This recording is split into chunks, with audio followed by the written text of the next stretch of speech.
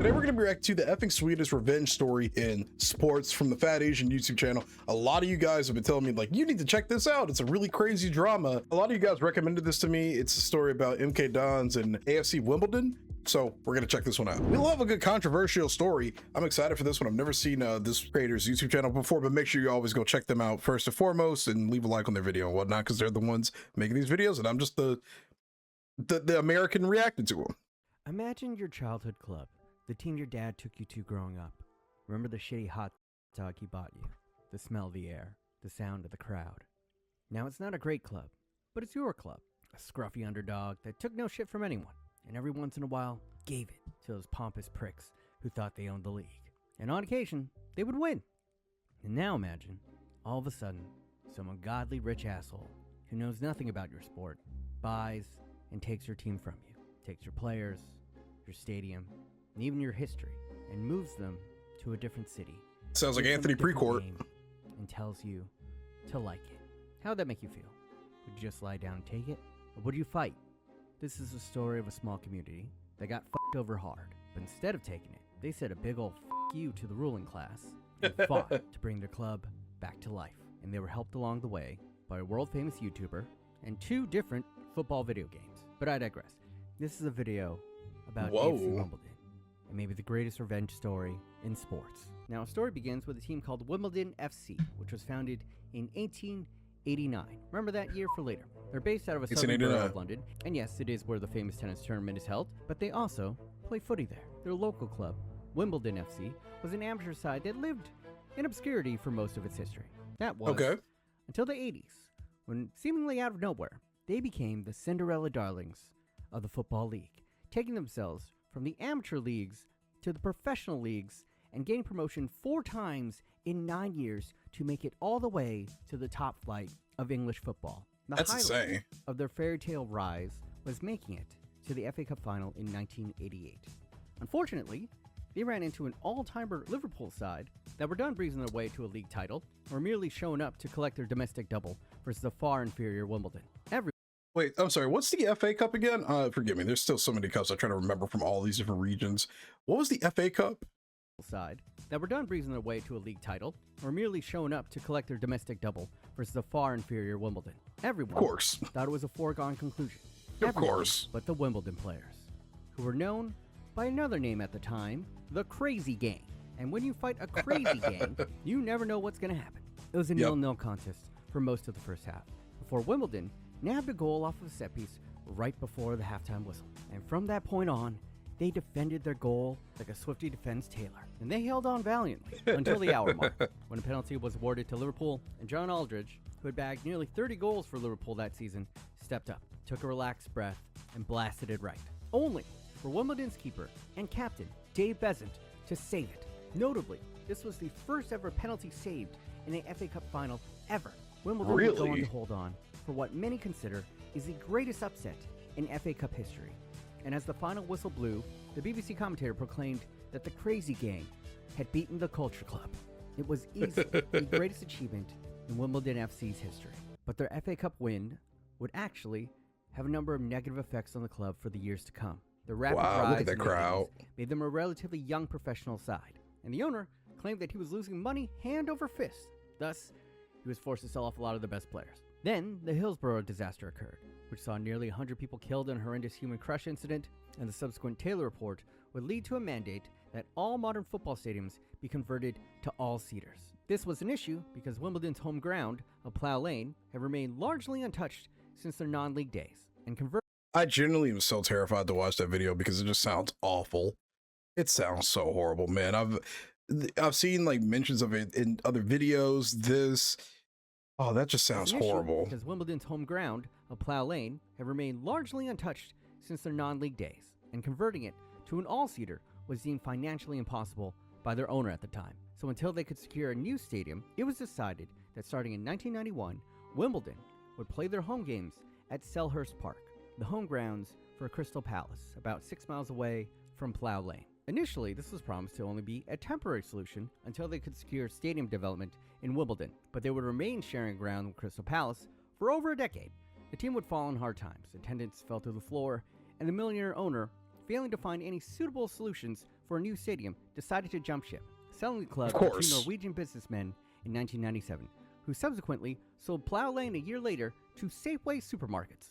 And that wasn't even the worst thing that would happen to them in 1997, as in the same year, a consortium led by ex-music promoter Pete Winkleman and backed by IKEA and Walmart were looking to get a retail development deal off the ground in Milton Keynes, a relatively new town created in northern Greater London to alleviate housing congestion in London. This retail development deal would include an IKEA, a Super Walmart, and notably a 30,000-seater sports stadium, a stadium worthy of a Premier League team. The issue was the local team was playing in the 8th division of football at the time. Winkleman, who was self-admitted to not knowing a thing about football, came up with a scheme. Instead of doing a Wrexham and empowering a local Milton Keynes side to rise to the ranks of the English football pyramid organically and creating a team that the community could feel invested in, he thought, why not skip all that and just put an already established team in the stadium? Because in his mind, he could double dip. The big name team would attract locals to the new stadium, all the while bringing in the old fans of the team that he was relocating. And all of them combined would bring in more foot traffic for IKEA and Walmart. So it's just a business tactic. It's literally just to give money to these other already mega corporations that have a stranglehold on the economy in many different ways. I mean, IKEA is not a sleeper company. We've got a couple of IKEAs in Ohio, funny enough, and they're very expensive. They are a massive leader in the furniture world, you know. And then Walmart. That makes sense. So that's crazy that the previous owner, he just left, like, whatever, I don't really care about this anymore. Like, that's so crazy, man. And then I get a guy who doesn't know anything about this culture, this sports culture. Yikes. It was a win-win-win. Yes, this man was the Michael Scott of sports ownership. He had absolutely zero fundamental understanding of how sports and fandom works. And with this ignoramus at its helm, this consortium began plotting on poaching a team to put in their shiny new stadium. Now, for many Americans watching this, you probably won't bat an eye because sports teams relocating happens all the time. The Las Vegas Raiders were originally the Oakland Raiders, who became the LA Raiders before moving back and becoming the Oakland Raiders again, and now have recently relocated for the 4th time to become the modern-day Las Vegas Raiders. Sports franchising is so deeply ingrained in our culture. This happened with the Browns. This happened with the Browns way back in like the 90s, and that was what enabled the rule that kept the Columbus Crew, which is for people that do not know, that is Columbus's lead, as we call it over here, soccer team. That is their like primary soccer team, my go-to club, personally, my go-to team, because I got a lot of history with Columbus. The Browns got poached and moved all the way to Washington, and now there's an Ohio law that basically prevents that kind of stuff from ever happening. And that's that law, for, you know, without going into full detail about it, is how the Columbus Crew ended up staying here in Ohio, because they were initially going to move to Austin, Texas. Their owner at the time, Anthony Precourt, who promised so much for the club, for the fandom, just said, we're going to just take this actually and move it to Austin. And then for some reason, the Austin fans thought they were owed that for some reason. I don't know. It's stupid, but this happens. That's why franchising as a whole is such a stupid idea. There's really no actual loyalty to any of the cities or locations that these places or that these teams play in. It's so stupid. Our culture that we probably don't even notice it. I'm sure many watching this overseas have heard of one of the most iconic American sports teams, the LA Lakers. Many might assume that they're called the Lakers because they're based in LA. Nope, they're also a franchise. The Lakers were originally based 2,000 miles away in Minneapolis, Minnesota, and they get their name from Minnesota's nickname as the land of 1,000 lakes. And I don't know if you've ever been to LA, not a lot of lakes. In fact, it's built on top of a fucking desert. So yes, we Americans are quite numb to the greedy machinations of our billionaire sports owners. We really are. It's a very are. different story for LA our cousins sucks also. across the pond. Sports franchising didn't exist there. It was, and is still seen as a dirty word, because their local football teams were built around the community that they were founded in, and the idea of uprooting them and planting them somewhere else in the country was considered blasphemous. It was equal to ripping the heart out of a city. But that was exactly this ex-music promoter's plan. He would gladly devastate an over 100-year-old football community, all in the name of Walmart. Now, he would offer his stadium to many clubs, but none of them took the bait, wisely. So Winkleman switched up his tactics and started looking for more vulnerable targets. And that's when he put his sights on Wimbledon FC. Now, while Wimbledon had enjoyed a healthy stint in England's top flight, they were still hemorrhaging money. And to make matters worse, their new foreign owners stripped the club of most of their assets. And with attendance dwindling at Selhurst Park, Wimbledon FC seemed to be dying a slow death. It would all come crashing down That's at the so end sad. of the 2000 season, when, after 14 years on the top flight, Wimbledon would suffer relegation back down to the championship. With the team relegated and moving towards assured bankruptcy, it was then when Winkleman approached the foreign owners with the proposition of relocating the club to Milton Keynes. And they were open to the idea. A new stadium had always been the end goal, dating back to the previous owner. And so, it would be announced in 2001 that for the first time in British history, a football team would be relocating to a new city. This move was obviously infuriating to the Wimbledon fans, but it also caused a controversy with the wider football community, and even the FA themselves, who saw the dangerous precedent this would set. And so, the FA actually stepped in and shut down this proposal. But Winkleman was able to weasel his way into the appeal courts, and after much deliberation, an independent commission ruled 2-1 in favor of allowing the move. And just like that, Wimbledon FC was shanghaied from their community. That's Their crazy. players, their coach, and worst of all, their history was taken away from them. Yes, That's so Winkleman sad. signed the check, so he felt that he owned all the trophies that Wimbledon had won before he got there. And thus, Wimbledon's crowning achievement, the 1988 FA Cup, along with the rest of their sizable trophy cabinet, was shipped off 90 kilometers north to Milton Keynes. And the only thing that the fans were left with, their old ground Plough Lane, was now being turned into a supermarket. On that day, Wimbledon That is FC had crazy. effectively been erased from existence. Wow. Wimbledon FC would enter administration shortly after, and it was then that Winkleman and this consortium would outright purchase the club in their entirety. And as if How can you be proud of this? How can you sit there smile knowing what you're doing? Like, this is the kind of greed they talk about in the Bible, man. It's insane. How can you genuinely sit here and be proud of this? Smile, laugh at it. Like, it doesn't even matter if you apologize years later. You sat there going through all of this.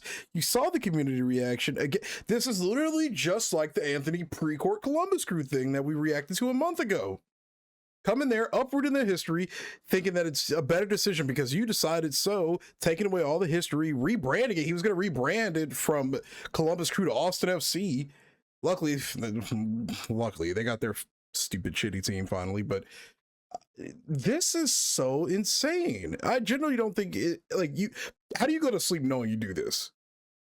I'm sure there's probably worse crimes in the world than uprooting a team, but this is still a very morally messed up thing no matter what. I don't understand how you can smile and go to sleep at night knowing you literally just destroyed a club's history, took trophies that don't even belong to you. shortly after, and it was then that Winkleman and this consortium would outright purchase the club in their entirety. And as if the stupidity couldn't get any worse, Winkleman thought it was a brilliant idea to rename the team to MK Dons. MK for Milton Keynes, and Dons to pay tribute to their place of origin, Wimbledon.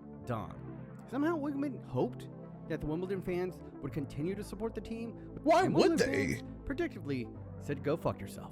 But unfortunately, no amount of cursing or protesting was going to bring back their club.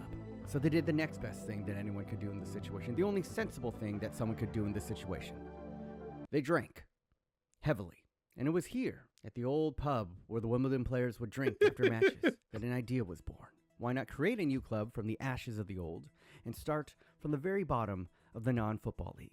And they promised that this new club would always be fan-owned, so that something like this could never happen to them again. It sounded ludicrous, but that is what these heartbroken fans did. None of them had any experience or idea on how to run a football club, but they were pissed off and motivated, which is an underrated combo. And with that, they did their research and went and spoke with the London FA, who helped them with establishing a new club. And the most important part on the registration form was when they were asked for the date started, they wrote down 1889. And the London FA actually approved it.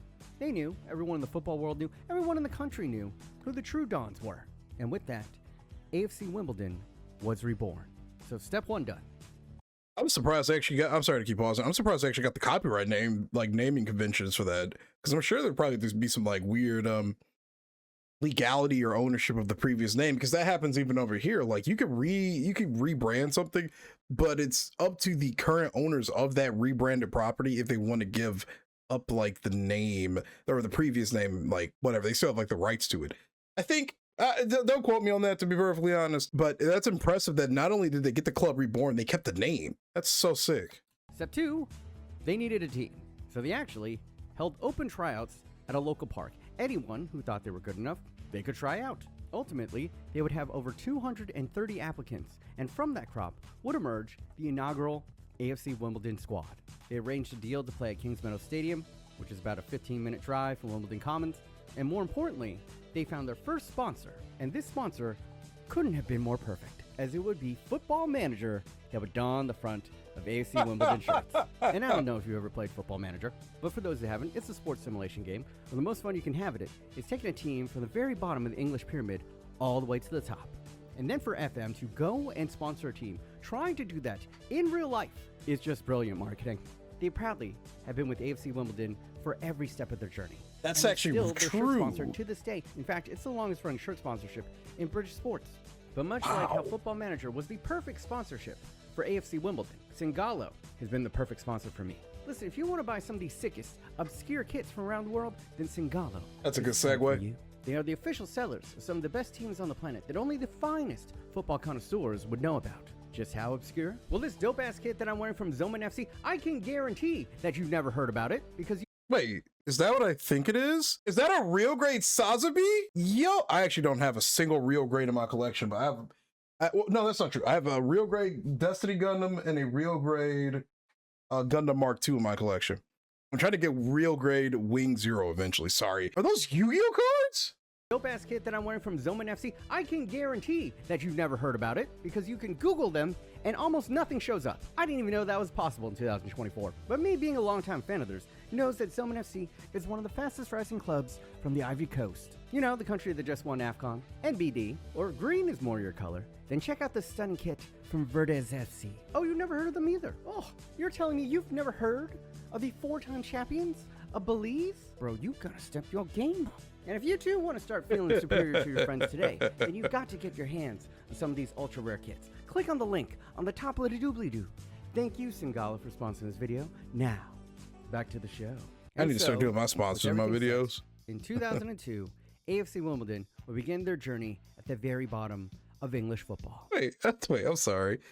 All the Gundam stuff is throwing me off because I'm a huge Gundam fan. I did not expect Char's theme to be playing. I'm sorry. I'm sorry. I'm getting distracted by the totally wrong things. Forgive me. Back to the show. And so, with everything set, in 2002, AFC Wimbledon will begin their journey at the very bottom of English football. Their first friendly match drew a crowd of over 4,500 people. And even though they lost 4-0, they celebrated like they had just won the league. And that first loss, it was nothing but a false start, because from 2003 to 2004, AFC Wimbledon would go on an outrageous 78-match unbeaten streak. It my God! And still is the longest unbeaten streak in British football history. Needless to say, they flew up the ranks of non-league football. And in only 9 years, they were back in the professional tier of English football. A remarkable climb for any club, let alone a fan-owned club. And is made even more remarkable because they are the only club in the 21st century to make it from non-league to the pros. And it was at this point that one of the biggest YouTubers in the world would bring their story to the masses. Now, if you're on this platform, you know, or at least have heard about John Green. While he's probably more well known for his books, his vlogs, his movies, John Green, on his brother's gaming channel, would often play FIFA. Quite awfully, might I add. And after he heard about AFC Wimbledon's story, he became enraptured by them. He started a FIFA series with AFC Wimbledon that garnered millions of views. And that's when John got the idea that maybe he could send the ad revenue from the series to the actual AFC Wimbledon. And so he called them up and asked if he could sponsor them. AFC Wimbledon didn't know who he was, but after a quick Google, they said, hell yeah, brother. And not only does his Don't Forget to Be Awesome badge feature on their shorts, they would even go on to name the North Stand at Kings Meadow Stadium after John Green. But what was even spicier was that by AFC Wimbledon making it to League 2, they would finally be playing in the same league as their mortal enemies, MK Dons. Now, MK Dons over this time The had their Gundam highs music. and lows. Beyond being the most hated club in England, they also garnered a reputation as a breeding pool for young talent. Like their origin, they were keen on poaching up-and-coming talent, nurturing them in their system before selling them off for huge profits. Their most notable alumni being former England international Dele Alli. As far as their play on the pitch goes, they had risen as high as the Championship, just one division below the Premier League, before tumbling all the way back down to League 2. After all the carnage, tearing a team away from its community, shortcutting their way up the football pyramid and pissing off the entire football world in the process. It ultimately led them all the way back to Wimbledon, pretty much making this entire experiment pointless. Because a club that started from nothing with a fraction of their money had risen to the exact same league in under a decade. And we're now That's impressive, one of the most beloved underdog clubs in the world. While you'll be hard-pressed to find a team more hated anywhere than MK Dons. It must have been a bittersweet feeling for AFC Wimbledon, seeing MK Dons twice on the calendar. I must imagine it was like Luke Skywalker seeing Darth Vader, knowing that his beloved father had been taken from him and twisted by the dark side. And there was no bringing him back. All that was left to be done was to defeat him. Now, League 2 was actually not the first meeting between these teams. Their very first meeting was in the second round of the 2012 FA Cup. And in a heated match, MK Dons would strike first before AFC Wimbledon would equalize and almost take the lead, only to concede in heartbreaking fashion in the 93rd minute from an outrageous flick that MK Don supporters would go on to dub as the heel of God. What the fuck? That is insane! Before AFC Wimbledon would equalize and almost take the lead, only to concede in heartbreaking fashion in the 93rd minute from an outrageous flick that MK Don supporters would go on to dub that is as insane! The heel of God. Yeah, yet another dick punch for the Wimbledon fans. As for their first meeting in league play, it would be on AFC Wimbledon's home ground of Kings Meadow Stadium. Initially, it was a cagey match that held to a stalemate until the hour mark, when Jake Reeves of AFC Wimbledon would blast home a knockdown. And then shortly after, Lyle Taylor hit a low-driven shot from an audacious angle to seal Wimbledon's first ever victory versus the club that had stolen their progenitor. And the crowd was rapturous. It's like stolen valor. They had finally beaten the fuckers that had stolen their club. But Wimbledon's resurrection wasn't fully complete. Not quite yet. That last piece of the puzzle was getting their home back. They needed Plough Lane back. Unfortunately, the original Plough Lane was sold off to become a supermarket, so they didn't have that option. But they would secure a site of a former Greyhound stadium, only 200 yards away from the original Plough Lane. And with funding mostly raised from AFC Wimbledon fans and a donation from a local business owner, a new Plough Lane Stadium was constructed, eventually opening in 2020. Sadly, we all know what was going on in 2020, and no fans were allowed to attend their first matches played there. What made it worse was the fact that AFC Wimbledon had never beaten MK Dons at Plough Lane. In fact, after that first win versus MK Dons, AFC Wimbledon would never beat MK Dons again. In their 13 matches against each other, they had drawn 4 times, AFC Wimbledon won once, and MK Dons had won 8. Even with their team back, their history back, and their stadium back, MK Dons still owned them, at least on the pitch. With all that in the air, on March 2nd of 2022, it would mark the first ever meeting of MK Dons and AFC Wimbledon at Plough Lane, in which Wimbledon fans could actually attend. And after 90 minutes and 12 yellow cards, it looked like MK Dons' unbeaten streak would continue. That was until this happened. Well, Reeves once again, dead high and forward. Brown now with the opportunity. Players getting up in the centre. Oh, it's a chance for catches.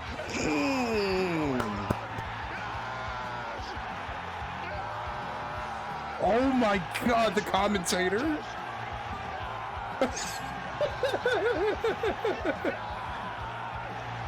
Oh, dude, the commentator is insane.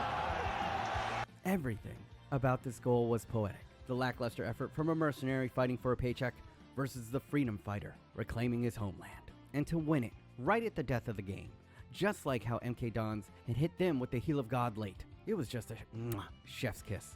And as Ronan Curtis swept it in, Plough Lane erupted into unrestrained elation. The FA Cup win might not have touched the heights of this singular moment. And as Curtis rushed toward the crowd, that is so beautiful. He picked up a child before being engulfed in a sea of humanity. This was for their community, their home, their club. This is why I love the sport. This was for the people of Wimbledon. 22 years they had waited for this moment. Over 2 decades they had to be patient, start from nothing, scrape and claw their way back home. But finally they were vindicated, and everything had come full circle.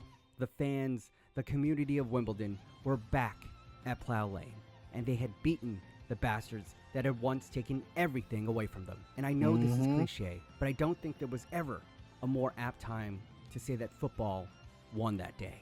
MK Dons would eventually return all the history and trophies to AFC Wimbledon. Good. Although Pete Winkelman, still being the complete douche that he is, claimed that AFC Wimbledon had no right to any of these trophies because technically they aren't Wimbledon FC. And petty shit like this has been going on between the clubs since their creations. AFC Wimbledon have been reprimanded by the FA multiple times for refusing to post the Dons part of MK Dons on their scoreboard or print their full name in their pre-match pamphlets. And then there was the incident that occurred before this last glorious match, in which you can clearly see a Wimbledon player during pre-match warm-ups just blasting balls intentionally into the MK Dons crowd. I'm not going to say I kind of respect it because Mama didn't raise no snitch, but God bless this man, whoever you are. And that I respect is it. Currently where the greatest revenge story in sports will end. For now, this rivalry is still quite young, and I'm sure a sequel video will be in order in a few years. Until then, thanks for watching. Thanks to Liam for helping me out edit this video. Thank you to all my patrons, keeping me alive and well. And yeah, till next time, boys, stay thick. Stay thick is crazy. That is such a good story, man. Oh my God. I've said this in a previous video. This is the sport of possibility. Anything is possible through this sport. Now, it's not really possible through the franchise system that we use over here, but in where it's done correctly, this is the sport of possibility. There's so much love, cultural enthrallment with this sport. It's just still so mind-blowing to really just take it all in, man. I love all of these stories so much. I'm just happy they got the revenge. But how do you claim trophies of a club you bought and say that they aren't the true Wimbledon FC? I'm confused. I'm very confused. How do you do that? It's like what I said earlier. How do you go to bed and sleep at night knowing you straight up stole the entirety of the culture of a club against their will, basically, and claim their hard work? It's like the one guy who works in a group chat or in a group who does absolutely nothing, claims he did something on the final report of the project or whatever. That's the same, man. I didn't really get a chance to experience it during its era with the whole Save the Crew movement. It's insane to see this kind of stuff happen, when a rich asshole just comes in out of nowhere thinking he knows everything about how a club functions, or thinking he knows anything. And he just does whatever he wants and has the audacity to feel like he's owed something or he has rights over things that were never his to begin with. That's crazy. But I do love when football stories have a happy ending like this. This is incredible. I see that also Copa90 has a full video on this as well, so we'll be reacting to that probably next, because now I want to see more about this story. I love me some drama in this sport, man. I've been loving all the football drama we've reacted to, all the drama that's been popping up on social media. I love this history, the histories of this sport. I'm here to tell you guys this, by the way, as a USA citizen, United States of America citizen, I have fundamentally decided after about a year and a half, 2-ish years of watching the sport, it is undeniably my favorite sport of all time.